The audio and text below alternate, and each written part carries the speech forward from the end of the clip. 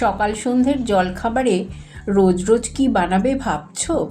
তাহলে মসুর ডাল দিয়ে এই রেসিপিটা একবার ট্রাই করো। দেখবে বাচ্চা থেকে বড় সবাই ভীষণ আনন্দ করে খেয়ে নেবে।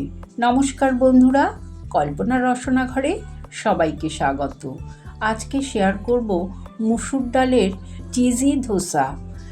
খুব সহজেই কিভাবে এই ধোসাটা বানাই সেটাই তোমাদের আজকে করে দেখাবো। 200 গ্রাম মসুর ডাল নিয়েছি। মসুর ডালগুলো 3-4 বার জল পাল্টে পাল্টে ধুয়ে আধ ঘন্টা ভিজিয়ে রাখবো। তারপরে মিক্সিং জারে আমি এই মসুর ডাল ভেজানোটা পুরোটা দিয়ে দিলাম, আর দিয়ে দেবো 2 কাঁচা লঙ্কা, 2 কোয়া রসুন আর 2 টুকরো আদা। অল্প জল দিয়ে এই মসুর ডালের মিহি পেস্ট বানিয়ে নেব। ধোসার ব্যাটার তো পাতলাই হয়, তাই আমি কিন্তু ডালটা পাতলা করেই বেটেছি। দিয়ে দিলাম স্বাদ অনুযায়ী নুন দিয়ে খুব ভালো করে ফেটিয়ে আধ ঘন্টা ঢেকে রেখে দেব।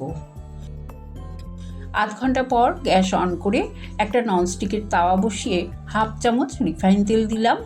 তেলটা গরম হয়ে গেলে একটু জলের ছিটে দিয়ে দেবো।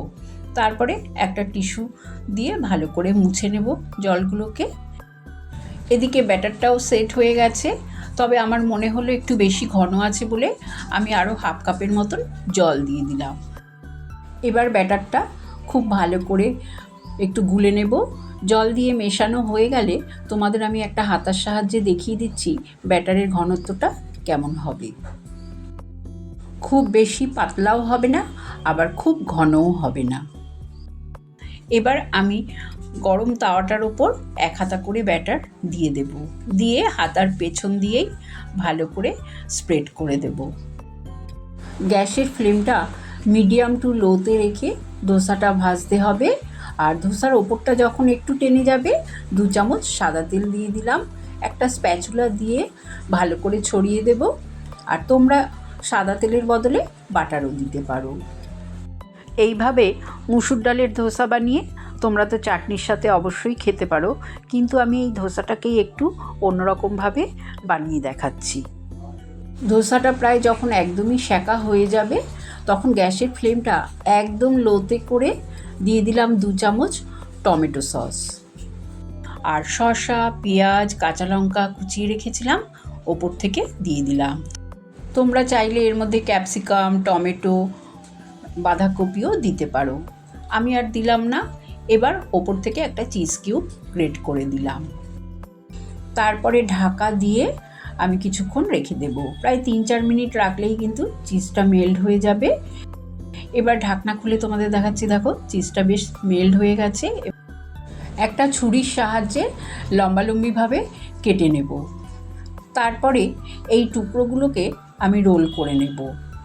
আর দেখবে ধোসাটা যদি সুন্দর করে ভাজা হয়ে যায় তলা থেকে, তাহলে সুন্দরভাবে এই রোলটা হয়ে যাবে।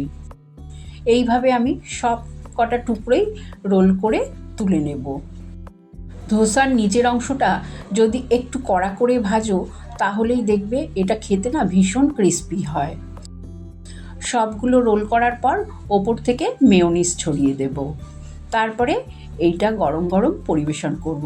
বিশ্বাস করো, এই রেসিপিটা এতটাই টেস্টি হয় যে বাচ্চা থেকে বড় সবাই ভীষণ পছন্দ করবে। তোমরা একবার বাড়িতে ট্রাই করে আমাকে জানিও কেমন লাগলো। ভালো লাগলে চ্যানেলটাকে লাইক, শেয়ার করো। নতুন বন্ধু হলে সাবস্ক্রাইব করো। সুস্থ থেকো, ভালো থেকো। ধন্যবাদ।